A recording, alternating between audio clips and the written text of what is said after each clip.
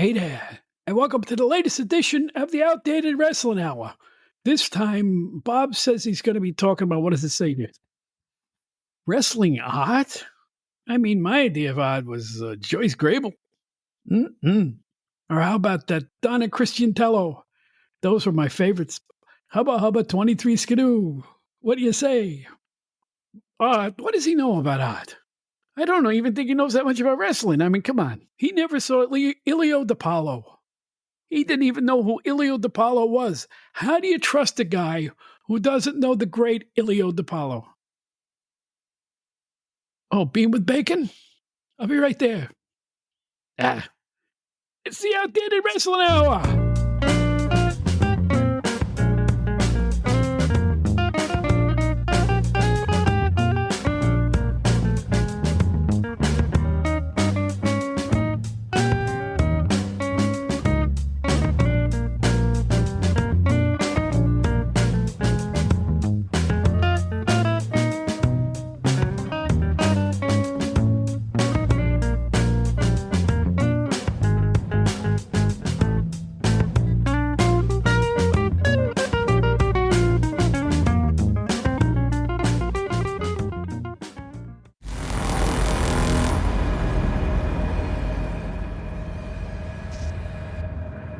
Hi, this is Bob Smith with another tale of what it's like to be in New York City.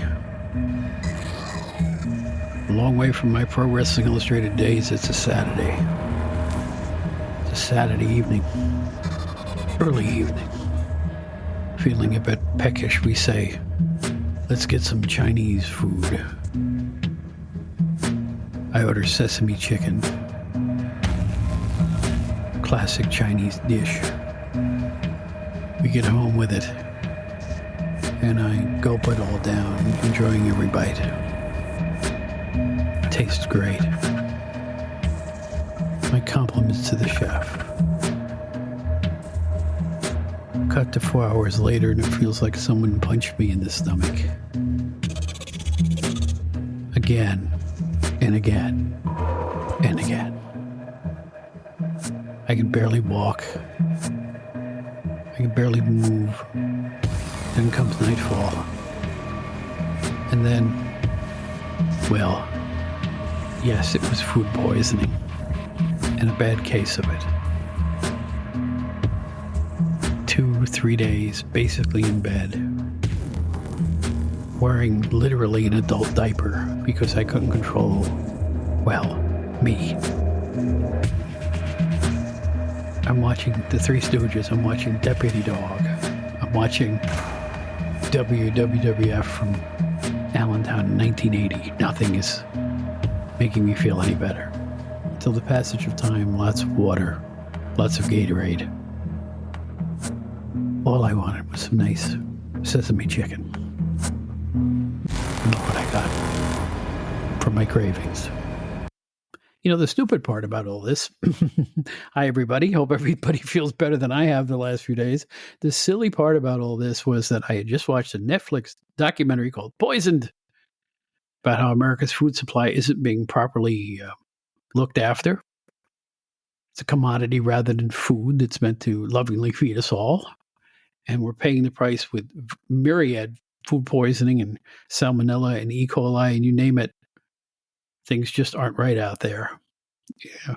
By the time you're done watching the show, you don't know what to eat.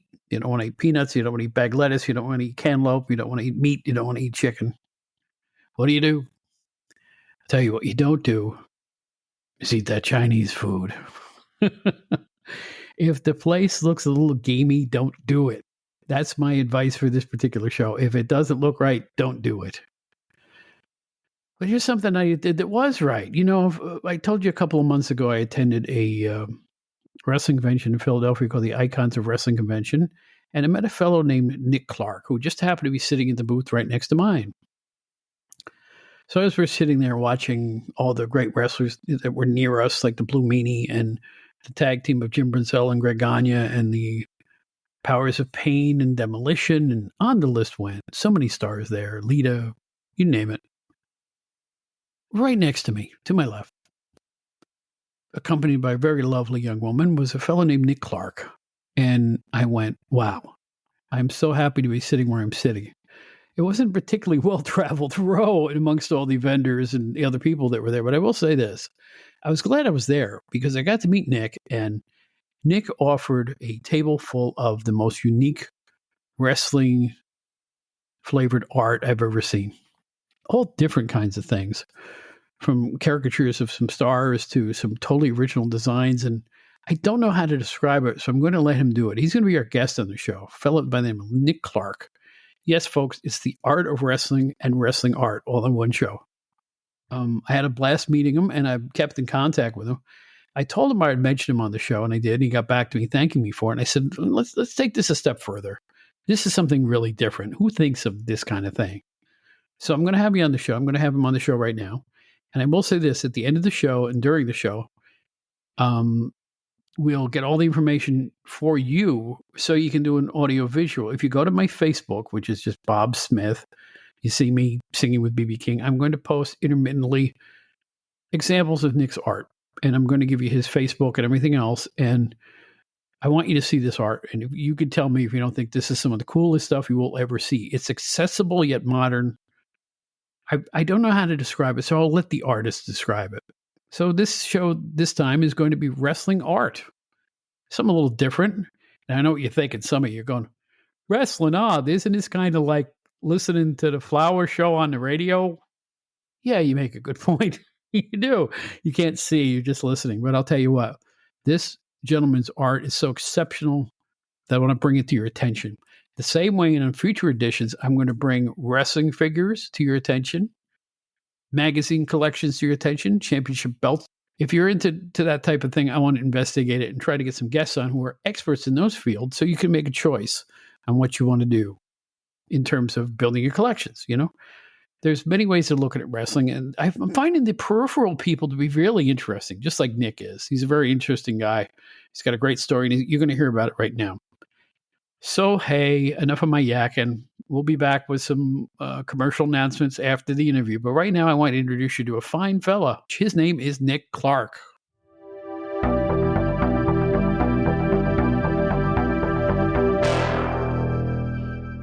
Okay, as I said in the introduction, wrestling art.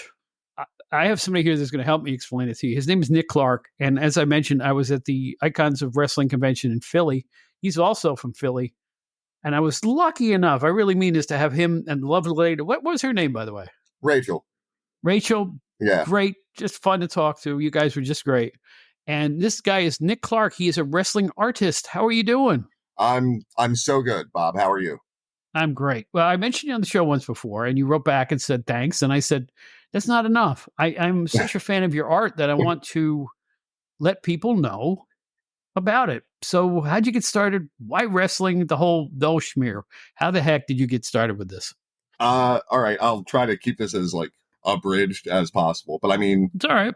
The art, the wrestling, all my life. Also comics, which I heard your last episode, and that was fantastic because I think a lot of the same things, and I think I'm into wrestling because I was in the comics, because of the superhero aspect. Mm-hmm. But yeah, just always drawing, always reading comics, always watching wrestling. Made comics for a little bit, independently, self-published. Didn't do for me what I thought it was going to do for me. Just kind of wanted to do something. Wrestling art just made sense to me. There's plenty of people doing it, but I don't think many people are doing what I do. I hope that doesn't sound egotistical. No. And if I'll interject here, for a different style. Yeah, I'll interject. I've never seen a style like yours in wrestling stuff, and it works. Right. The only thing I could say is pop art and comic art influenced. It's all based on comic book art and pop art, like Lichtenstein. Most of the older comics, Jack Kirby, Buscema, Will Eisner, a lot of the EC stuff from the 50s, all that stuff is just, I mean, there's a lot of new stuff out that I love too, but yeah, all that stuff just constantly drawing in my notebooks, copying other comic book artists and trying to just, but that's kind of how I developed it. It was just wanting to make comic books on real paper without having to print them. So I was just constantly trying to replicate a comic book look with my own hands. Okay. Now, digital art, it's a lot easier. So, but yeah, I mean, I'm entirely digital now, which was a terrifying thing when I started doing it, honestly, because I'm so used to paper and pen. But it's probably the best decision I made for my art. Yeah, I saw your table. He had this. I was lucky enough to have my table. I was, I went there on a whim, and I brought this big sign that used to be an ad that was in a bowling alley. Believe it or not. I think you A told me the story of the show. Yeah, yeah. It was. It used to hang in a bowling alley, and the bowling alley got sold, and they were throwing the sign out. I said, "I'll take that." Yeah, why So I not? brought the sign with me, and it was like I made it for the event. It looked pretty good. But I was just there to spread a little word about the podcast, and shake hands. I saw my old friend Bill Apter there, and people like that. And you got to meet Bill too, and Yeah. who is ageless. He's always Bill. He's always the same guy. But anyway, I'm glancing over, and I thought that maybe I was being a pain in the neck, but I kept looking over because you did so many stars and so many original things with the art. Like you say, it's like a juxtaposition between comics art and traditional wrestling art. It's like I've never seen anything quite like it. You sent me some samples. They're fantastic. The Thank blue you. mask guy, I don't know specifically who it was, but it was just fabulous. And I think Blue anybody Meanie who's into either art and wrestling, or especially both, would be into what you're doing. really started doing it a lot more right before the pandemic, late 2019. Mm-hmm. And I just really started feeling what I was doing and was just really enjoying it. And obviously, the pandemic thing happened and everything kind of shut down. I was out of work. I was still getting paid because I'm a government employee, but I was out of work for a month and a half, just sitting there. And I was like, I gotta make this count somehow. And just kept drawing and kept drawing and kept drawing. My wife was getting concerned. I would wake up at like 4 a.m. out of nowhere and just, can't sleep, going in the studio to draw. And just kept doing it and kept doing it. And eventually, with social media, people just started responding. I have friendship with the Blue Meanie through going to the Monster Factory, which is a whole other story, which we can get into at some point. But Mm-hmm. just randomly showed him a couple things I was working on as just kind of goofs because, like it was Blue Meanie and he's a friend. I was like, hey, what do you think of this? And he was like, I want to make that a t-shirt. And to me, I was just like, all right, that's like off to the races at that point. And it really kind of was from that point. I mean, I owed Meanie a lot because a lot of things started happening right after he put that t-shirt up. So I was just like, let me try to capitalize on this a little bit and just put myself out there a little more. That's what the convention was for. I mean, really what I'd like to do is, t-shirts and all that stuff. The convention, I go as a fan. I'm like, you know what? Nobody's doing this here. Mm-hmm. Let me get a table. Let me see how it works. And the first one I did was March of this year. And it went really well. I was surprised at how well it went because I'd done conventions before. I've been in bands where I played shows for the same 5 friends 3-4 months in a row. I've been to conventions where, no one even glanced at my table for comics. So I had very low expectations. And it went pretty well. And I was like, all right, I'll just keep going. And then that's when we did the one in July. And as fate would have it, you were next to me at my table. So yeah, here we are. Here we are. Well, you made a new fan out of me because I like I said, I Thank kept you. glancing over. I said, look at this. It was like I can't even describe it. Try to describe your art a little bit more, because it's like you put some wrestlers in your art in certain situations that are kind of surreal, or you know what I'm saying, or it's like you will take. What I like about you, you don't caricature the wrestlers at all. The wrestlers are very realistic looking, so it's not like caricatures of wrestlers. It's very well thought out reproductions of a way a wrestler looks. But then you add things to it like color and style. And, I'm not an artist, so I can't describe it. I better let you try to do it.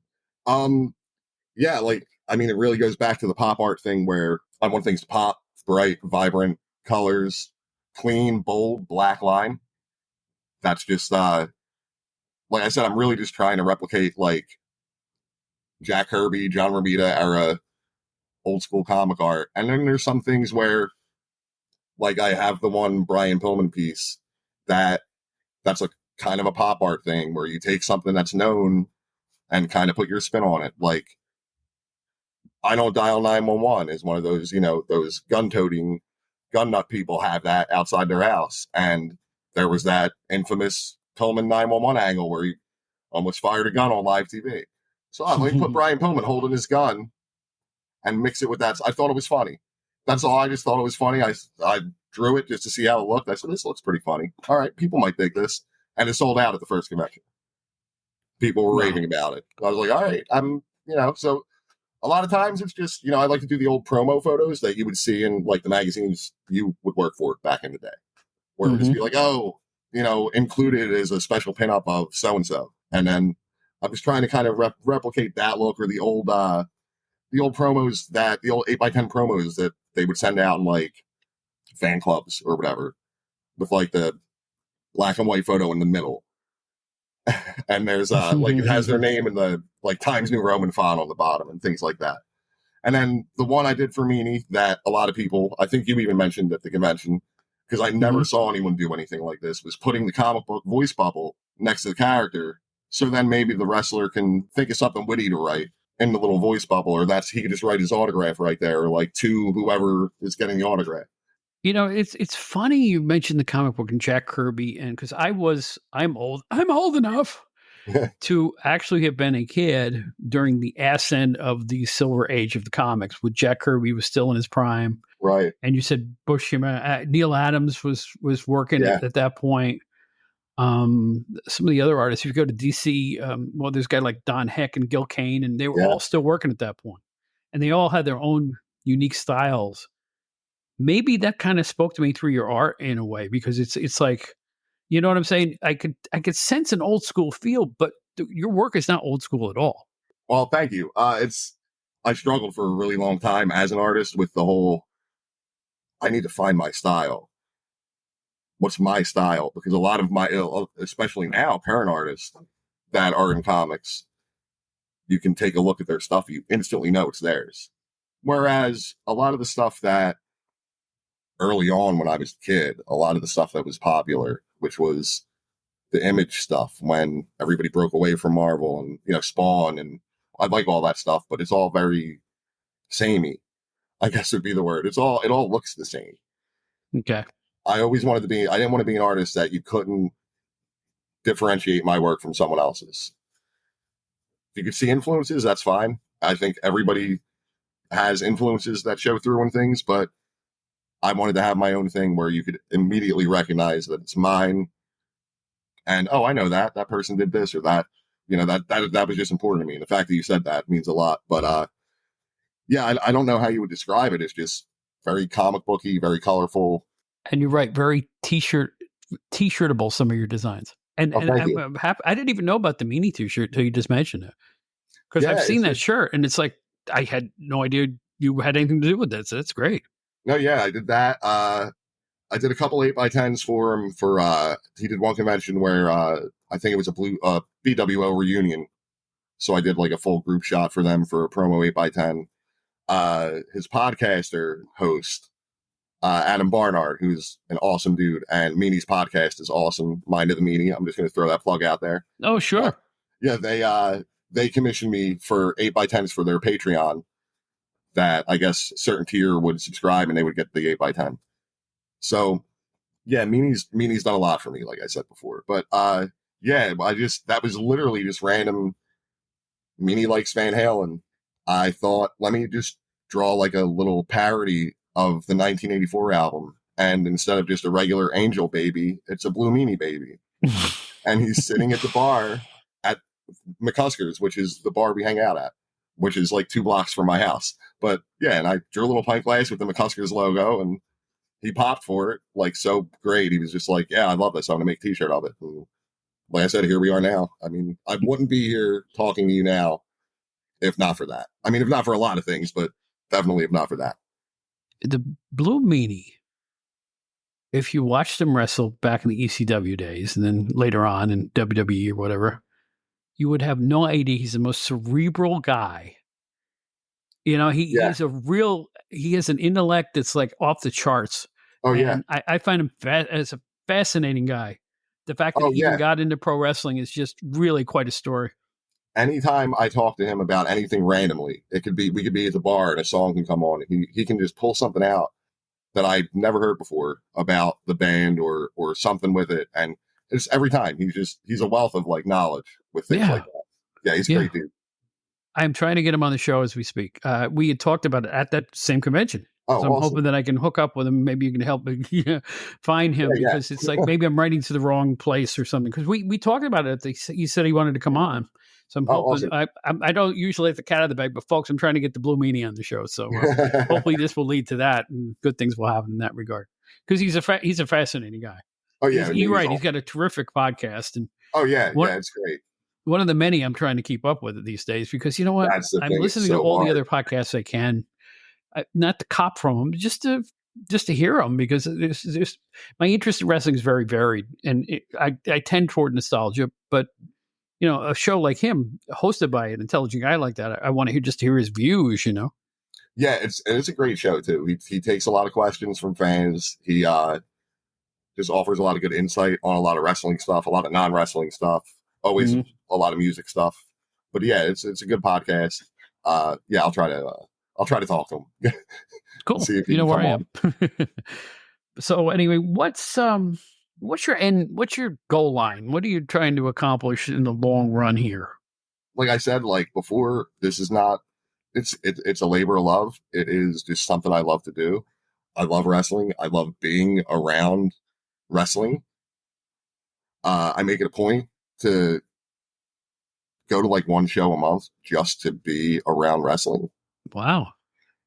Yeah, and I mean local shows here, I'm lucky. I literally live a 10-minute drive from the arena.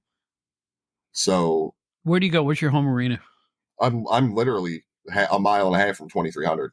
2300. Are they running monthly there? Well, not monthly, but they MLW runs there, I didn't and even know that. they've been running there consistently for a little over I think probably since everything started picking up after the pandemic, but pretty consistently almost every other month since like October of last year. Wow. When I went to the 2300 arena, I hadn't been there since the ECW days. I looked around, Wow. and when you look toward the front where the stage, we were facing the stage, I said, this place got spiffy. Yeah. Didn't it look really nice in there? And they've really done a nice job making it a little more modern, haven't they? They did. And I mean, I went to, I don't know how many, but I went to a lot of arena shows. The first one I went to, I was 13. Mm-hmm. I actually, Born to Be Wired was my first live ECW experience with Sabu and Terry Funk in the main event. Holy smokes. Yeah. Knowing what ECW was, not having seen much of it because I didn't know. I'm 13. I don't know I didn't know about Channel 48 or anything like that. Just seeing like, I believe it was like a hotline ad on the back of every magazine every month with like Tommy Dreamer busted open, all bloody.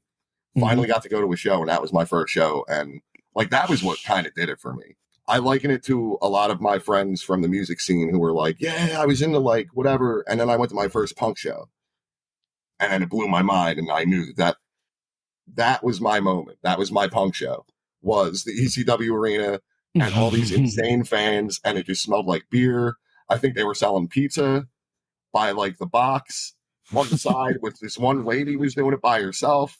And I think they were selling beer out of the cartons, like out of the cases. I don't know. I could be wrong. Could be But right. yeah, and then You that could be was right. the main event. Main event was Terry Funk and Sabu in a barbed wire match, which I didn't even know Wow. existed until I'm like, what are they doing? And then they're putting barbed wire on the ropes. Yeah. Blew my mind, hooked me for life.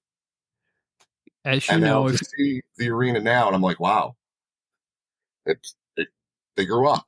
they grew up. Yeah. I will say this. I don't know if you heard the show I did with Todd Gordon. I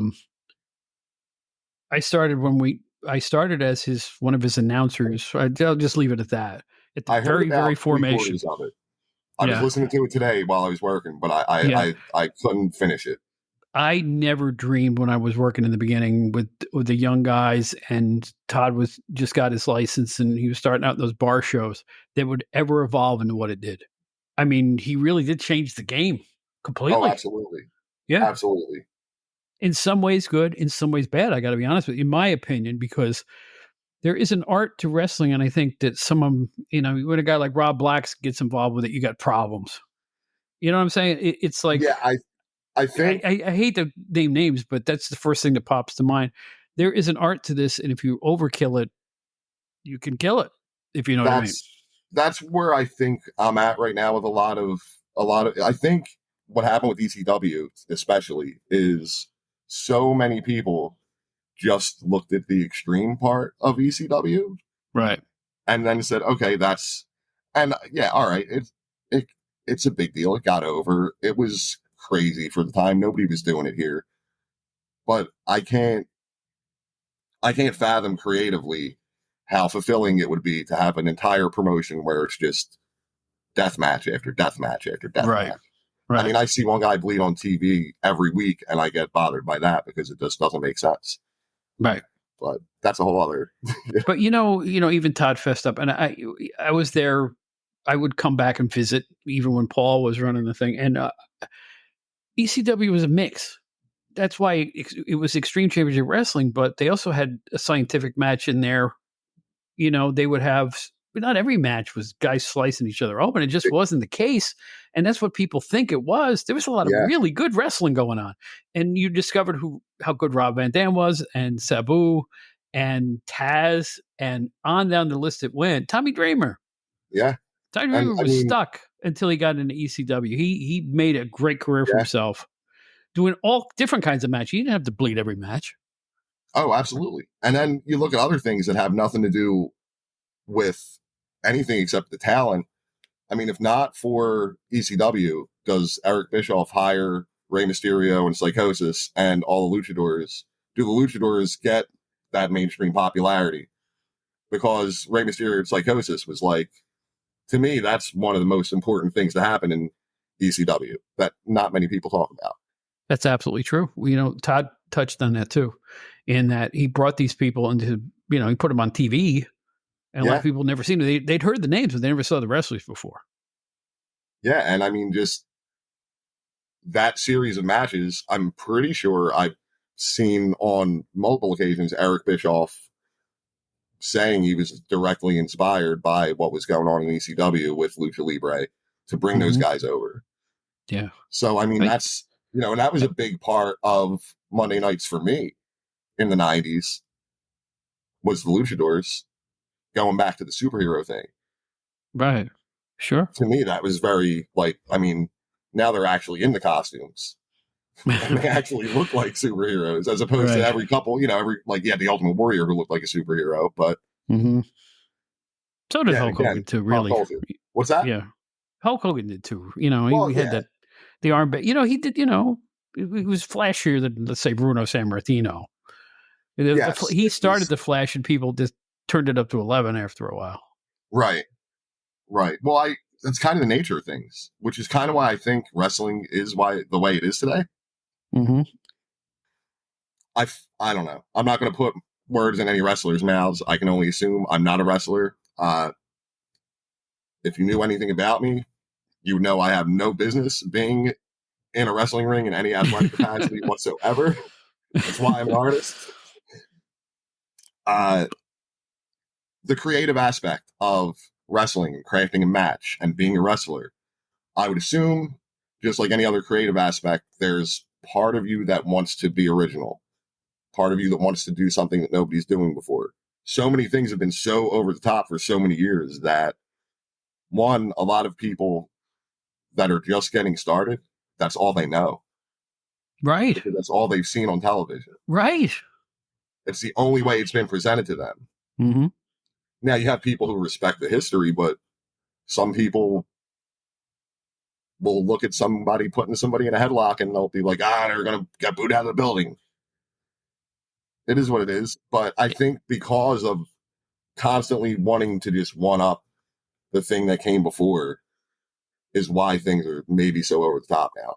I agree. Here's the thing too. I have no problem with different wrestling organizations presenting different styles. For Same. instance, if you're promoting a charity event in a high school gymnasium, it should be totally different than, I'll make up a name, bloodletting gore wrestling in somebody's backyard. You know what I mean? Or Absolutely. in a beer hall that's not licensed, that type of thing. Right. But by the same token, you don't want the professionalism and what made wrestling great for 50 years to go away entirely. Don't make it a constant spots or constant blood or constant anything. I think the roller coaster ride of different styles within one card is the way to go. You can Exactly. have some I rough and think tough action, and maybe somebody gets broken open, but you can also have, the what we used to call scientific wrestling back in the day, right. or oh God, more women, please. I think women are Yeah. saving wrestling right now. What's your opinion on that? Um, it's funny because I was thinking about this last night, and I was thinking about just a lot of the stuff that I've personally gotten emotionally invested in. Because it's funny now as an adult, I don't like to use insider terms or anything, but being somewhat smart to the business, it's funny to think about it. I try to let myself go and just be entertained Right. and not look at it from like a point of view of someone who like studies this. But Hmm. most of the things that I've gotten emotionally invested into, even though I know better, is the women stuff. Right. Like I'm not a match critic. I don't do star ratings or anything, but some of the best things I've seen this year as far as matches, I thought Charlotte Flair and Rhea Ripley at WrestleMania was phenomenal. I Absolutely was right. in I was in Trenton in July for Ring of Honor, Athena versus Willow Nightingale. That was one of the best matches I saw all year as far as like being there live. That match was Hmm. great. And Right. it was great being there and being sucked into it. And now as an adult, like I said, you watch things, you see the build up to a match. You at least I kind of go into it having an idea of who I think is going to win. But them being able to suspend my disbelief because of how well they're doing their jobs in the ring is phenomenal to me. And that's what happened with Willow and Athena for me. That match was just amazing to see live. And the women in general are just so good. They're telling great stories. That's the Right. problem, is there's lack of story overall across Hmm. wrestling, I think. Right. But the women are doing it okay, I guess. I don't know. I But agree with that. But here's the thing too. If you go back 20, 25 years to the Attitude Era, to be honest with you, um, it was a girly show, pillow fights and mud matches and yeah, WWF. I mean, it was what it was. Somebody, and I don't know if it was Stephanie McMahon. I don't know who, Fit Finley. I don't know who you can thank for this, but somebody, I guess it was about 15, 18, maybe less years than that, said, we got great athletes here. Let's just present them as what they are. They're attractive because they're fit and, on the youngish side, and, they're athletes, so they're attractive. But the sexuality is gone completely. yeah, And now it's been replaced with athleticism. yeah. That is And so healthy for wrestling. it is. It absolutely is. And it's healthy for little girls who are watching it to see someone who's not being, sexualized gratuitously, and someone who's actually a good athlete, who's a positive role model, as opposed to, like you said, Attitude Era, bra and Right. panties matches. Right. Exactly. I mean, please. The difference is night and day. And Yeah, I I see mean, athletes, there's so many women wrestlers that are just great. Like you said, Rhea Ripley, who is a complete original. How do you become yeah, a complete original in WWE? That's impossible. Her look is different. Her sound is different. Her style is different. The way she wrestles is different. She's different hmm from soup to nuts, and she's fantastic. yeah, and she's And the Indies, always Thunder entertaining. Thunder Rosa. I mean, Yep, again, totally original. Fantastic athlete. Britt Baker's a great athlete. yeah. Most of it's funny. I watch women's wrestling in most of the federations, and I don't say how did she get her spot. They all seem to belong there. Can't say that about the guys. Yeah, yeah. That's funny though. No, you're right, because I mean, just look in the past few years. I guess past 4 or 5 years, we had uh, multiple main events at WrestleMania. I mean, I know it's 2 nights, and people say, "Ah, yeah, night one," but I mean, Bianca Belair and Sasha Banks at night one of WrestleMania is a big deal to close Right. the night. Hmm. Becky and Charlotte and Ronda Rousey, WrestleMania. Not that I thought of this at all when I was a kid, but I mean, there wasn't even women's championships barely when I was a kid in WWF. It was Medusa doing the Alundra Blaze thing for what, a year or so, Right. and that was it. And then every other women's match was like an evening gown match. Right. Right. No, it's so much better now. Oh yeah, absolutely. It's I think they're great. I don't know what else to say. When I will watch a women's match in the WWE, at least from start to finish. I can't tell you the number of men's matches that I forward through, particularly See, if it's like the Miz against the opponent of the week. I just right past. yeah, But and I get it.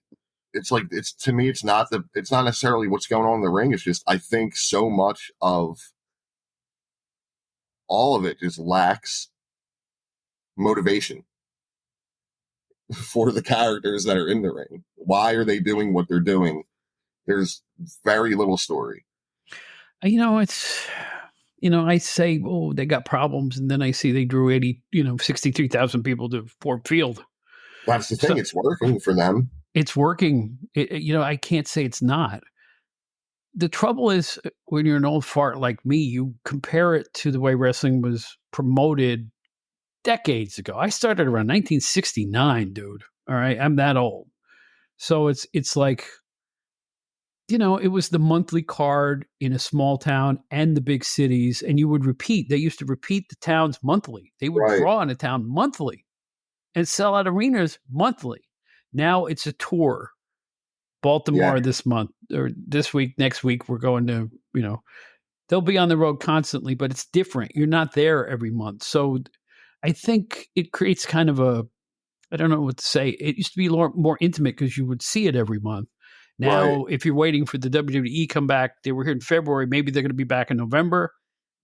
It doesn't feel the same. You don't have the immediacy from that anymore. You can't build a feud in an arena anymore. Can't. Yeah, you're right about that. You were You know what I'm saying? absolutely right. You could have a heated match on a February card and say there's a return match coming on March with different stipulations and stuff like that. That's what built the Right. excitement back then. That's impossible now. Right. Yeah. So Yeah. it Like makes the guys house don't get shows, it. and the fans are so educated. They know nothing's going to happen at a house show. There's no title changes. There's no, Yeah. rarely. There's once in a great while, and usually that's due to an injury or something like that. But, it's at a house show. If you go back to the history of the WWF, you'd have house changes in Baltimore or Philadelphia. Right. New No, York yeah. got the lion's share of them. Let's not kid Right. ourselves. But they'd usually change the tag team titles on TV. So at least they did mix up where they changed the titles. Now you never know when you're going to see a title change, which is great. But then again, they don't wrestle every month. There used to be a Right. rule. You had a 30-day rule in most wrestling federations. You had to defend your title once within 30 days. I remember think that that. got thrown out. I think they don't do that anymore. Yeah, because I think they used that when they did the two belts gimmick with Shawn Michaels and Razor Ramon. You're right. I think that's I true. think Shawn Michaels got suspended because he hadn't defended the title in 30 days or Right. something like that. I think that was what they went with on TV. Right. I think you're right. Yeah. But yeah, I remember like house shows. I remember Kevin Nash as Diesel. He beat Bob Backlund, and they showed like the 7-second clip on TV, and he won the world title. And I just remember I was like at 10 or 11, like, that's crazy. Yeah. He won the title at a regular I was show. actually there at the first SummerSlam when the Ultimate Warrior beat the Honky Tonk Man for the IC title in like 30 seconds. I had like fifth row seats for that. And it was like, well, I was working. I was working back then. Oh, nice. And it was kind of cool. Yeah, I'm sure. I expected Honky to get beaten. I didn't expect it in like the few seconds that it took. He just ran him over him and pinned him. That was it. I think he gave him the lift over the head smash to the mat. I forget there was a name. Everybody has a name for their holds anymore. I can't remember what they call it, but he had a name for that. Yeah, now they need to be trademarkable and stuff. Well, let me ask you just one more thing about current wrestling. The thing that bothers me, and it's not so prevalent in AEW, has its own set of problems with being spot happy or blood happy at times. It gets a little rote. But I think WWE's problem from a critical standpoint is all the outside interference and referees that don't do a damn thing. If you ever watched a referee do a count these days, it looks like they're dancing without a partner. Yeah, One, and they step back, step forward. Two, if that was 5 seconds to count between one and two. They are I telegraphing the sometimes, fact that somebody's going to run back into the ring.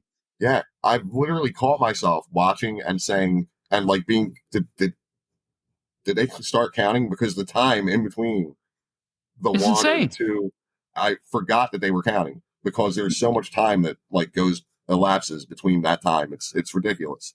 But Well, yeah, no, I like there's an officiating thing that's definitely because I've seen it in AEW as well where yeah, I can't keep track of who's legal sometimes right. in the tag matches.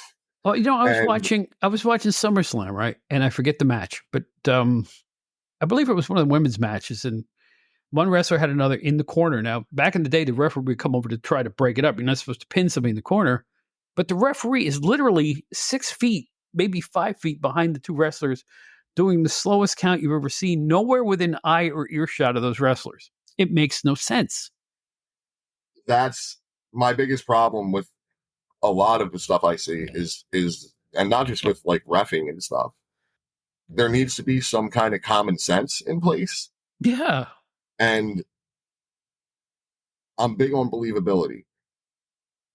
I don't like to see things where it's like something that no human being would possibly not even have a bruise from. right. Like you hit somebody in the face with a chair 12 times and they're fine or whatever. Like things like that where it's just very too much. Um and like I was saying earlier, just too much of the same things over and over again where again, I'm not a booker. I'm not I'm not a coach, I'm not a trainer, I'm not a wrestler, but I look at the whole of a wrestling show as its own story, and each match is its own story inside that big story. If the last chapter of that story is a Falls Count Anywhere, all types of weapons are allowed match, I shouldn't see one weapon or anyone to step outside the ring and have a brawl on the entire card until that last match. Exactly right. That's just the way I think about it. Because, like, why would you do that in your first match when who's going to care when it happens in the main event? Well, you know what? I think that's why at SummerSlam, I think the fans were burnt out by the time they got the main event. I don't think Yeah, the main event was bad, although it was slow. But I think Jey Uso versus Roman Reigns, yeah, it yeah. died for the first half. There It was did. very little reaction. If you noticed, it was like it's like the fans were burnt from everything they'd seen the previous 3.5 hours, wherever the heck it was. That's the thing too. Is I just think show fatigue while you're there. I mean, I Yeah. think about WrestleMania, and unless tickets fall into my lap or something, I will not be there next year because that the prices are just insane, Oh, absolutely I insane. cannot believe in my lifetime the difference in wrestling prices. I noticed this. It costs more to go to get a good WrestleMania seat than a Super Bowl or Yeah, World Series ticket. yeah, which to me is absolutely insane. And now you want to get 2 nights out of people, Right. which is but like not even WrestleMania with the prices. Let's say it's reasonable. Let's say it's SummerSlam or something or Right. Royal Rumble. You're there for a long time. Mm.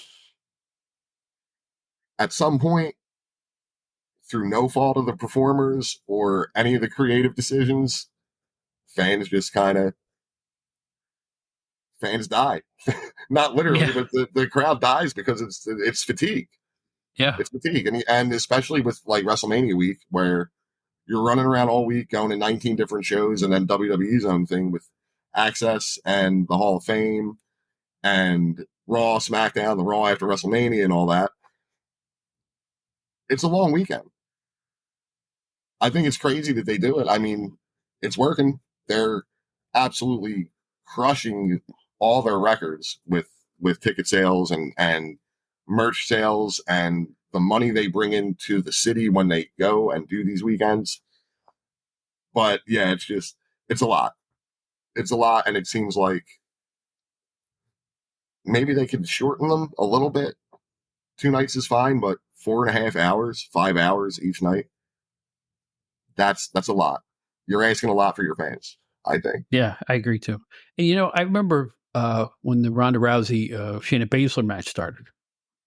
I don't, people said, "Oh, it was the MMA rules. It was this, it was that." No, they had popped hugely for the 2 matches that preceded it. The fans were up, up, up, up, up. Yeah, So by the time they got to this match, which was a slower build toward, I didn't think they really built that all that long. I think the fans were just fatigued more than not enjoying the match they were watching. You know what I'm saying? It's yeah, it's like you can offer too much of a good thing. It's like going to a concert. If you like a guitar player like I do, and he comes out in the first song and he is ripping it, he's just tearing it up. You go, man, I love this guitar player. He does the same thing in the second, third, fourth, fifth yeah, song. The sixth song comes around, and you're not as excited because you've seen it already. exactly. Even though it's music, you can tell the guy is just flash and he's not going to shut it off, and Oh, it yeah, becomes less special. Whereas I've always felt when I fronted my bands, if I had a great guitar player, save her for some big spots. Let the show exactly. have a little flow like this. This is going to be your song number 3 and number 7 and number 9 in this set. You know what I'm saying? Rather than I've have argued with nothing but your ears blown off the whole time. exactly. I've argued with too many musicians. I've argued with too many guitar players about, hey, step it back a little bit. Yeah. Yeah, You know who the good guitar players are? The ones who follow the lyric in terms of how they play. If it's a song about cheating, they'll play a certain soulful way. If it's a right. song about violence, they'll rev up the amp. You know what I mean? They understand the nuance between the lyric and the guitar solo. And I Which to think a me good goes guitar back, solo represents the lyric. and to me it goes back to what we're talking about with wrestling is where because it's in service of the story. Right. The song is a story. Don't Hmm. do guitar, drums, bass, whatever, keyboard, uh, kazoo. I don't care what you're playing. Don't don't do anything that doesn't serve the purpose of this song. I hear you, buddy. I hear you. Yeah. And again, I worked with some great guitar players. I mean, oh my gosh. And Oh, I I've had worked with fantastic guitar players. one of my albums was produced by a guy named Drew Robillard, who was a blues legend, and then I had Michael Hill, who Oh, also is nice. a blues star. Yeah, so I've worked with some pretty big deals, Yeah, and man. I was a musician. I don't know if I mentioned that. I made 4 Well, albums. I did hear. I believe it was during the Todd episode. I didn't know until I heard that, but that's pretty Yeah, rad that jammed on stage with BB King. That 10 is times. Yeah, that's phenomenal. Like my dad's a yeah, big blues guy, so like yes, yeah, I had a lot of that. I came up with a lot of that stuff, so that's pretty awesome. yeah.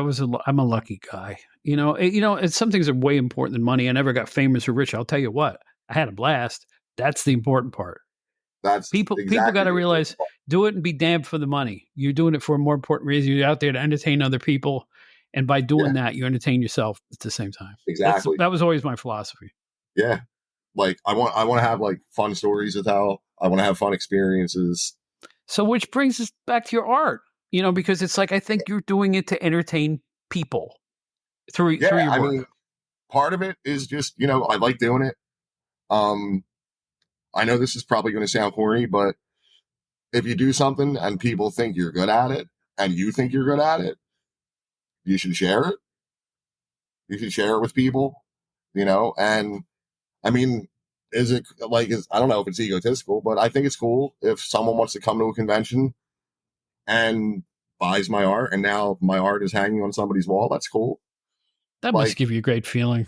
yeah, It really must be a real lift in your shoe. I would think. that's cooler than anything else. Seeing my stuff on like a T-shirt or like random things, like I call it all little like feathers in my cap, like things I have no like. I'm not gonna turn away money,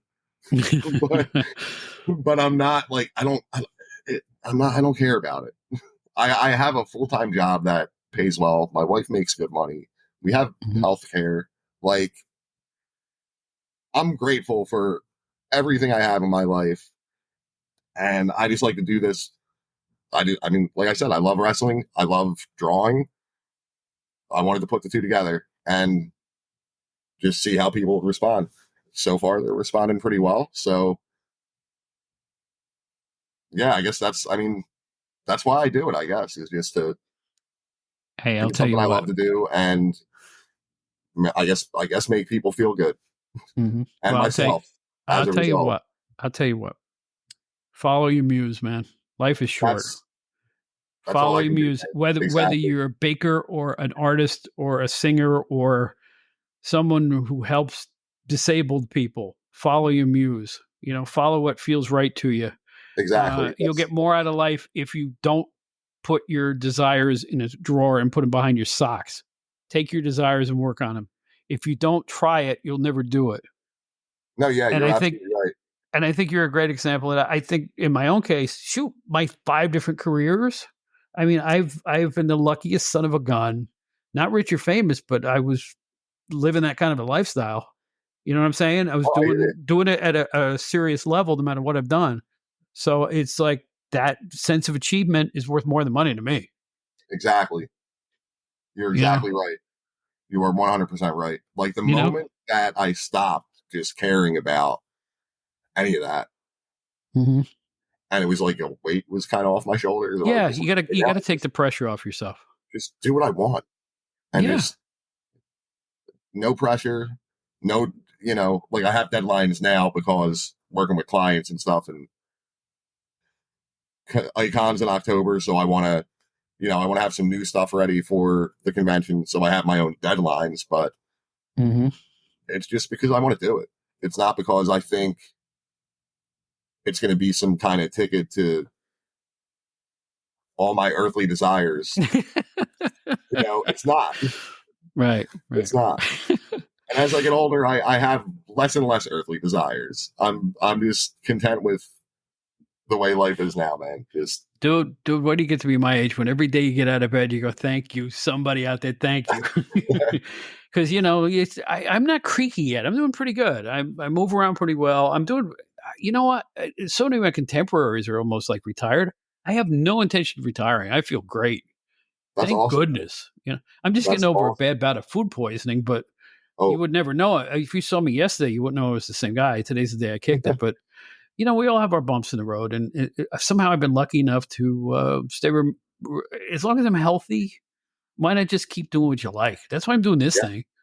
It's like I don't have to do this; I want to do it. exactly. And honestly, exactly. I want to do it, and I mean, I've got a great support system. Like I said, my wife, everybody who's gone out of their way to just get some art for me or hire me to do a job for them. Like I said, with the meanie, and everything he's done for me, I have a great support system that's constantly just in my corner fighting for me. So, and that constantly keeps me motivated too. So, like I said, like right now, I'm just taking things as they come, just, drawing like all day when I'm not working, obviously, but, and, just doing the thing, I guess, as the kids say. I Just think the doing it. kids say that. I don't know. Yeah, who knows? I don't talk to many kids at my age, so. I'm not as well versed in the hip dialogue as maybe I should be, but I'm almost 40, so maybe I'm not supposed to be. I don't know. Hey, get off my lawn. Well, listen, let's get to the meat of this because I think your work is fabulous. And everybody who comes on the show, I think their work is fabulous. So I want you to tell everybody how to find you, how to get it, whether you're on Facebook or any other websites, anything. You just let it go. Let them hear it. All right. Best way to get in touch with me is through my Instagram. That is WrestlePop721. I also have a Gmail with the same Gmail address. If you want to get any commissions or anything, those are the best way to reach me. See my art. Uh, that's pretty much it. Or, if you're in Philly and you want to go see a wrestling convention and meet some wrestlers, come out. I'll have a table at Icons on October 28th at the world famous ECW Arena. Other than that, that's pretty much it. I'm going to repeat it for you. WrestlePop721 at both Gmail and on Instagram. Is that right? Yes. Also Threads. I just remembered because nobody's really using it. But Nobody's using it. I thought that thing was going to go great. and It's and I'd it much rather plug fizzled. that than I'd Yeah, much rather plug. I have a Twitter, but I don't use it. I am the And same way. I only go on Twitter to complain. yeah, I'd much rather plug something that I don't use that doesn't involve Elon Musk. I don't know. The other guy's not any better, but Yeah, I know, but you know what? Pick your poison. You know, yeah, it's like, you know, isn't it a shame? They're just social media platforms. You got to really think hard. It's like you know, don't throw your candy wrapper on the ground if you can avoid it. I mean, it's like, what are we gonna do? I mean, you yeah, know, there's nobody to admire anymore. Have you noticed that? yeah. Who And do you it's admire these days? yeah, Where are the and it's almost, heroes? You know there where the are no, heroes are. You know the heroes are.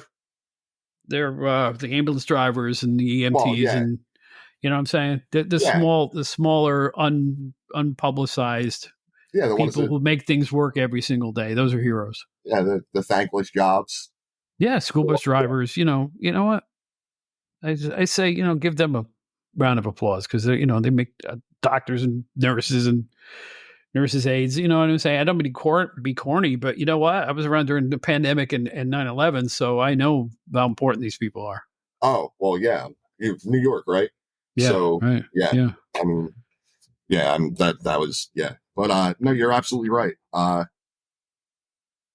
It is kind of a shame that we don't put those things on the pedestal that we should. Why Well, does I thought Taylor we were Sw- going to. why does Taylor Swift make $600 million on a tour when a guy who teaches pre-K makes barely enough to live, and he has to buy erasers for his class because the school budget isn't high enough? You know what I'm No, I saying? was It's going to like say, on top of that, he has to our station. values are cockeyed. There's no Oh, question about it. absolutely. You know. Absolutely. You know. I mean, at least in Taylor Swift's case, she paid her truck drivers like $100,000 Yeah, I heard bonus. about that. Yeah, So, she's a like, nice lady. yeah, at least she's trying to like actually, do something for the people that work for her, as opposed to every other boss. But they say she's making so much money. She's helping the gross national product this year. And she's That's helping cities. When she comes into a city, the whole city's financial outlook looks better because she's selling at hotels and restaurants, and oh everywhere yeah, she goes, it's more than just the ticket sales. It's helping the overall economy. That's how right, big her shows are. right. Yeah, So, I you actually know, had a neighbor apparently a neighbor of mine was Airbnb-ing her house for the weekend. really, Somebody, yeah, apparently that's a thing that people do. I had no idea. me They either. Airbnb when a big concert comes to town. Apparently, she did it for Beyonce and Taylor Swift, Wow. which is I got an hilarious. I can't ASCAP even. royalty check for $150. Oh, nice. You know, what can I tell you? You know, But then levels, my friend, levels. I think about the bands I want to see. Like I wanted to see the Aerosmith farewell tour that's coming towards the end of the year. Can't get Right. tickets. You Now, can't get everybody's tickets. having a farewell tour now. Oh So, yeah, I know. but you know what? You know, here's the deal, too. At my age, I saw the same bands in concert every summer in the sheds, you know, in the Right. amphitheaters.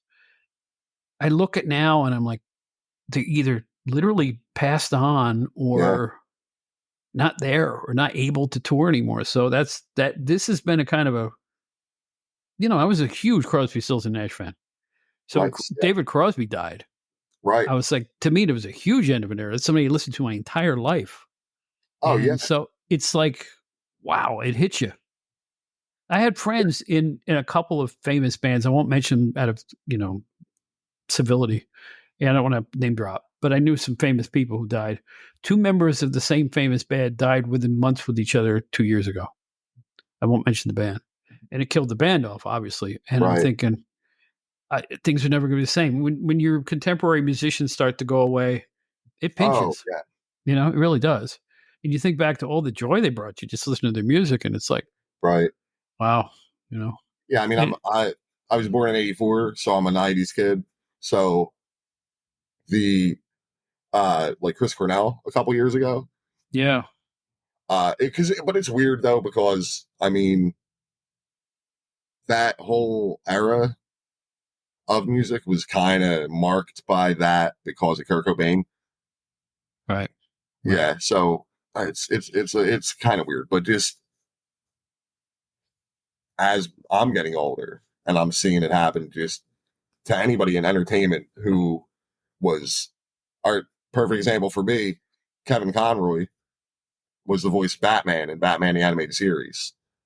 Mm-hmm. And everybody has their own kind of like, I would imagine someone who grew up and was like 5 years old in 1966. I would imagine that maybe Adam West is their Batman. That's Exactly right. That's exactly right. Right. Mm-hmm. Kevin Conroy, I mean, Michael Keaton partly too, but Kevin Conroy is my Batman. If I was just going to pick up a Batman comic and read it right now, that's the voice I would hear in my head. Wow. That guy Yeah, just passed away like last year. That was like, it's like, oh, yes. geez, it's like Batman died. Some of them hit you. They really do. Yeah. Let's think of better things. What other wrestling podcasts will you listen to where you hear talk about Batman actors, comic book heroes, professional wrestling, art, and music? I'm proud of this one. This is a dude, cool. You were a great guest, man. I appreciate it. Thank you. I'd like to have you back. Come back on sometime. I absolutely will. I have one question to ask you before we. You got a question for me? Okay. Well, yeah, I would like to do a little shout out / plug if I could. Do it. All right. So there's a television show that's on Apple TV. It's called Monster Factory. It is about the Monster Factory in Paulsboro, New Jersey, run by Danny Cage. The Monster Factory and Danny Cage are very near and dear to my heart. I spent some time there as a student. I learned a lot about the business. I made a lot of great friends. The show is phenomenal.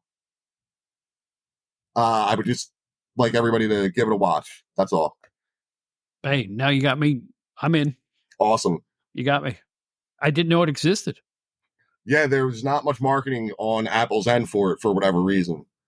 But it's a great show. You get a lot of insight into wrestling and what it takes to run a wrestling school, what it takes to be a wrestler or to attempt to be a wrestler, try to get a spot on a show. It's a very good show. And everybody over there is awesome. I love everyone at the Monster Factory. I will always put that school over because it's just a great place. And they were great to me. They have such a history, Larry Sharp, absolutely. And Bam Bam Bigelow, and just on the list goes. I mean, one of the most influential wrestling schools of all of them, of all time, really, absolutely. when you think about it. I mean, I was actually there. When I was there, it was right as who was now known as Damian Priest was just putting the work in. Wow. And he literally transformed himself over the course of however many months. And it was almost like a different person. And then he just put the work in and put the work in and put the work in. And then Ring of Honor called. And now, I mean, he's got the money in the bank briefcase. And I mean, regardless of that, he's probably going to be a world champion one day. I just think it's a safe bet, don't you? Yeah. I mean, and he deserves it. But you look at him, Riddle spent some time there. QT Marshall, who's in AEW, but just won a title in AAA over the weekend. They got a great track record. And I don't know. For my money, Danny's the best coach in the business. There you go. Well, you know what? Thank you, Nick Clark. This is Nick Clark, artist extraordinaire. Look into his stuff if you know what's good for you. You're going to love it. And thanks again. This has been great. Thank you. I'd love to come on again, but I mean, this was awesome. Thank you, man.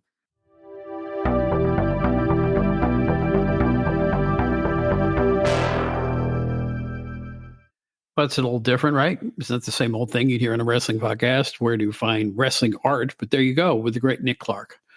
I hope you check out his stuff, enjoy it as much as I do, and order something that will be part of your wrestling collection for time memoriam. How bad could that be? We're going to look into a lot of wrestling collectibles, I think, in future episodes, if I can find the right people who want to come on and talk about it. If you are into wrestling action figures or dolls, whatever you like to call them, wrestling art, or if you're into wrestling championship belts, old magazines, get a hold of me. You know, another guest I want to get on, the people who take their time to put match results from the past and newspaper ads online. I get such a kick out of that stuff. Everybody I know gets a big kick out of it, and I think they deserve a lot of credit.